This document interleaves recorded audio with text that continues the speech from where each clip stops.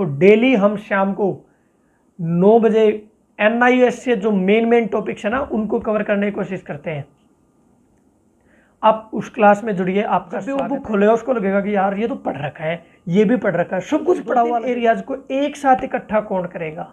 मैं ऐसा मान के चलता हूं कि आप अपने टाइम को अब वेस्ट नहीं करोगे, जो गलतियां हमसे हुई हैं उनको सुधारते हुए और आगे बढ़ेंगे। हेलो भाई, देखो ये एक अलग से सीरीज चलाते हैं हम, जिसमें जितने भी टीचिंग एस्पिरेंट्स हैं, चाहे वो KVS के लिए प्रिपेयर कर रहे हैं, चाहे वो DSSB के लिए प्रिपेयर कर रहे हैं, चाहे वो CTET STET या किसी भी एग्जाम के लिए प्रिपेयर कर रहे हैं ना, उनके लिए हम छोटे छोटे गाइडेंस के लिए वीडियो बनाते हैं। तो अगर आप फर्स्ट टाइम इस वीडियो को देख रहे हो तो आप प्लीज़ कमेंट सेक्शन में या फिर डिस्क्रिप्शन बॉक्स में जाके आप बाकी सभी वीडियोज़ को चेकआउट कर सकते हैं। चलिए अब पहले मैं अपने बारे में बता देता हूँ भाई। मेरा नाम अश्विनी और मैं फ़िलहाल KVS केंद्रीय विद्यालय संगठन में वर्किंग हूँ। इसके अलावा मेरे KV में 110 मार्क्स आए थे, ऑल ओवर इंडिया 180 मेरी रैंक थी। DSSB MCD और DOE में दोनों में मेरे 129 और 130 पॉइंट समथिंग कुछ मार्क्स थे। तो एटलीस्ट मैं इतना तो हूँ कि भाई आपको एक भाई की तरह एडवाइस देने लायक हूँ। तो आप वीडियो को पूरी देखना, लास्ट तक आपकी काफ़ी हेल्प होगी। देखो आज के टॉपिक का मेन मुद्दा है कि हमारे बिल्कुल लास्ट स्टेज में पहुँच चुके हैं हम। TGT PGT के एग्ज़ाम हो चुके हैं ऑलमोस्ट, कुछ बचे हैं वो हो जाएंगे, उनके डेट्स वेट सब कुछ आ चुके हैं, बचा PRT।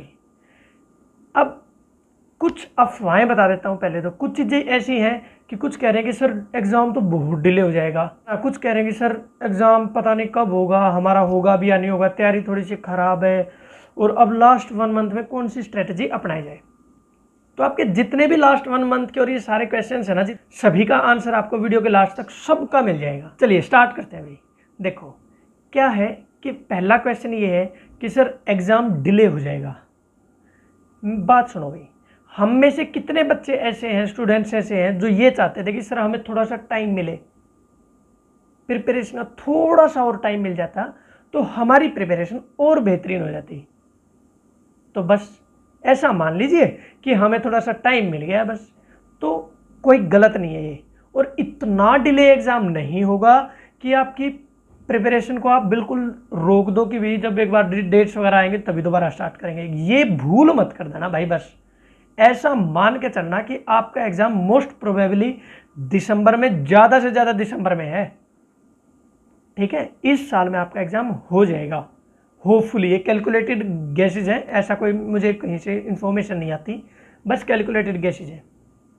सेकेंड, लास्ट 1 मंथ में हम प्रिपरेशन कैसे करें। देखो भाई मैं ये एक्सपेक्ट करके चल रहा हूँ कि आपकी अगर 100 नंबर में आपकी कट ऑफ लगती है तो 70% तक आप 80% तक आप पहुँच चुके हो, ऐसा मान के चल रहा हूँ मैं। ऐसा नहीं मान के चल रहा कि आपकी अभी से प्रिपरेशन 150 मार्क्स की है। मैं तो ये मान के चल रहा हूँ कि मेरी आपकी प्रिपरेशन ऐसी है कि हमारे मिनिमम मार्क्स 70-80 तक मिनिमम है, 80 या 80 से अबाव रहते हैं अगर 100 नंबर पे कट ऑफ लगती है तो मानना। अब आगे सुनो। तो देखो भाई पहली प्रायोरिटी हमारी क्या होनी चाहिए, सबसे पहले तो इस वीडियो के जस्ट बाद मॉक टेस्ट लगा के देखो, एक चीज। सेकंड, मॉक टेस्ट को एनालाइज करो। कैसे? मॉक टेस्ट में जो आपके क्वेश्चंस ठीक होते हैं, गलत होते हैं, चाहे अनअटेम्प्टेड रहते हैं, जो आपके क्वेश्चंस आपको लगता है कि ये कहीं ना कहीं अनटच्ड रह गए, 2 कैटेगरीज है, या तो अनटच्ड रह गए या फिर इस तरह से हैं कि हमने इनको पढ़ा तो है लेकिन कहीं ना कहीं गड़बड़ होने के चांसेस ज़्यादा हैं। समझ में आई? ऐसे 2 कैटेगरी के क्वेश्चंस को अलग से लिख लो टॉपिक्स को। जैसे हिंदी का किया, मुझे लगा कि भाई संधि मैंने की थी लेकिन गड़बड़ हो गई यार, या 4 क्वेश्चन थे, 2 मेरे से हुए, 2 नहीं हुए, मतलब कहीं ना कहीं गड़बड़ होने के चांसेस है। अगर आपने संधि कर ली तो मैं ये एक्सपेक्ट करके चलता हूं कि भी एटलीस्ट 3 क्वेश्चन तो हमारे ठीक होंगे ही होंगे। 3 या 4 के 4 भी ठीक हो सकते हैं लेकिन 3 तो मिनिमम होंगे ही होंगे। अगर ऐसा नहीं है तो उन टॉपिक्स को लिख लो और उनको धड़ल्ले से रिवाइज कर दो। पूरा का पूरा 100% सिलेबस कभी रिवाइज नहीं होता। अगर कर सकते हो तो बहुत अच्छी बात है, लेकिन मैं बता रहा हूं फिर भी एक स्मार्ट प्रिपरेशन के लिए जिन टॉपिक्स में आपको लगता है कि गड़बड़ होने के चांसेस हैं, आपने प्रिपरेशन कर रखी है पहले से, उनको एक बार आंखों के आगे से दोबारा निकाल दो। समझ आ गई? दूसरा, जो टॉपिक्स आपने नहीं किए लेकिन आपने देखा कि यार ये क्वेश्चंस ना, ये टॉपिक मैंने देखा तो है लेकिन किया नहीं था और मेरे पास सोर्स भी है उस टॉपिक को कवर करने का, तो आप बेझिझक होगे उस नए टॉपिक को भी शुरुआत कर लेना। लेकिन मन में ये मान के चलना कि आप एक तरह से रिवाइज कर रहे हो उसको, लेकिन आपके ध्यान में आ गया और आपके पास सोर्स भी उसको कवर करने का, तो बिल्कुल कवर कर दो भाई।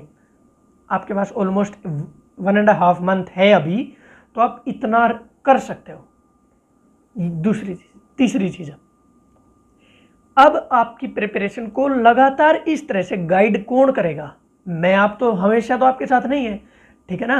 अब एकदम आपके मन में आएगा कि भाई पता नहीं होगा या नहीं होगा एग्जाम, और होगा तो यार कितने पढ़ रहे हैं बच्चे, मेरी प्रिपरेशन कैसी है।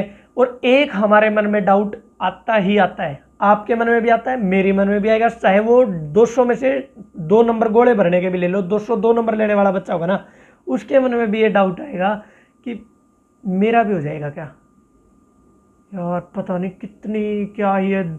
और जब भी वो बुक खोलेगा उसको लगेगा कि यार ये तो पढ़ रखा है, ये भी पढ़ रखा है, सब कुछ पढ़ा हुआ लगेगा। और जब जैसे ही बुक बंद करके दूर बैठे, यार कुछ भी तो ध्यान नहीं आ रहा, पता नहीं किस टाइप के क्वेश्चन आ जाएंगे इस तरह से। और जब क्वेश्चन सोल्व करोगे तब आपको लगेगा कि अरे ये तो हो गया, ये भी हो गया, अच्छा यहाँ गड़बड़ है, इस तरह से इजी इजी सा लगेगा। इन 2-3 एरियाज को एक साथ इकट्ठा कौन करेगा? इन 2-3 चीज़ों को एड्रेस करेगा आपके मॉक टेस्ट। वीक में 1 या 2, एक तो करना ही करना है, और 2, मैं कह रहा हूं वीक में 1 या 2 मॉक टेस्ट आपने करने ही करने हैं लास्ट टाइम पे।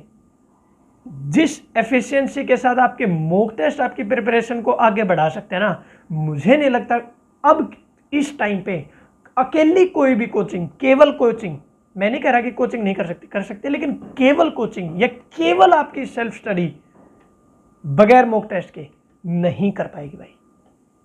हेल्दी एडवाइस है, चाहे छोटा भाई ला लो चाहे बड़ा भाई लगा लो, ठीक है, लेकिन मॉक टेस्ट जिस तरह से आपको गाइड कर सकते हैं वो नेक्स्ट लेवल है। मॉक टेस्ट कैसे करना पता चल गया, कहाँ से करना है, कहीं से भी करो भाई। अब आपको सर ये क्या बात हुई, कहीं से भी करो इन द सेंस आप चाहे प्रतीक शिवालिक सर के आपको मिल जाएंगे वहाँ से कर लो, अध्ययन मंत्रा के मिल जाएंगे वहाँ से कर लो, शायद आज ही मेरे पास एक कहीं से वो मिला था मुझे कि हिमांशी सिंह का भी कुछ आया है ऐसा, तो वहाँ से अगर कर सकते हो तो वहाँ से भी कर लो। मुझे पर्सनली सबसे बढ़िया लगते हैं टेक्स्ट बुक के, क्यों? क्योंकि वहाँ पे आपको साथ साथ में आपको उनके एक्सप्लेनेशन भी बहुत डिटेल में मिल जाती है। आप बिल्कुल ले लीजिए उसको, और एक एक मॉक टेस्ट आपको ऑलमोस्ट हर जगह फ्री में मिल जाएगा। आप पर्सनल लेवल पे, अपने लेवल पे उनको एक बार कोशिश कीजिए करने की, जो आपको अपनी तरफ से सबसे अच्छा लगे उनको सोल्व कर लीजिए, उनको परचेज कर लीजिए। और मुझे नहीं लगता अगर आप सारे मॉक टेस्ट को अगर मिला भी दोगे ना तो भी आपके 3-4 हज़ार में सारे ही मॉक टेस्ट आ जाएंगे, जितने भी क्रिएटर्स के मैंने नाम बताए आपको। तो सबको कवर करते हुए पहले एक को उठा लीजिए, ग्रेड अप भी है इसके अलावा, ठीक है ना। इस तरह से इतनी जगह हो जाएंगे आपको। बेस्ट भाई देखो, बेस्ट कुछ भी नहीं होता और खराब भी कुछ नहीं होता। गलतियां आपको असली डीएसएसबी के एग्जाम में मिलेंगी और गलतियां आपको इन एग्जाम्स में इन मॉक टेस्ट में मिलेंगी। तो इनको नल एंड वॉइड मानते हुए कि भी गलतियां मिलेंगी तो सर करूं या ना करूं, इनको आप यूनिवर्सल मान लीजिए कि गलतियां मिलेंगी ही मिलेंगी, उनका आप कुछ नहीं कर सकते, ठीक है। तो फिर आगे बढ़ते हुए कोई भी एक मॉक टेस्ट लीजिए और फिर अपना मॉक टेस्ट को करना स्टार्ट कर दीजिए। ये 1.5 महीना आपका जो गोल्डन पीरियड है ना, आज जो मैं वीडियो बना रहा हूँ, आज से अगर आपने ये स्ट्रेटजी अपना ली तो मुझे नहीं लगता कि कोई भी आपके सिलेक्शन को रोक सकता है। और अगर किसी भी कारणवश आपका सिलेक्शन अगर इसमें भी नहीं होता है तो याद रखना, सीटेट आ चुका है, डीएसएसबी जा चुका है, अभी ऑलमोस्ट जा चुका है, अभी डीएसएसबी के एग्जाम खत्म होने वाले हैं, अपना पीआरटी का भी आ जाएगा जल्दी। फिर बहुत जल्दी आपका मोस्ट अवेटेड वैकेंसीज होपफुली आ जाएंगी, ठीक है। केवीएस की भी और जो भी बाकी है वो होपफुली बहुत जल्दी आएंगी।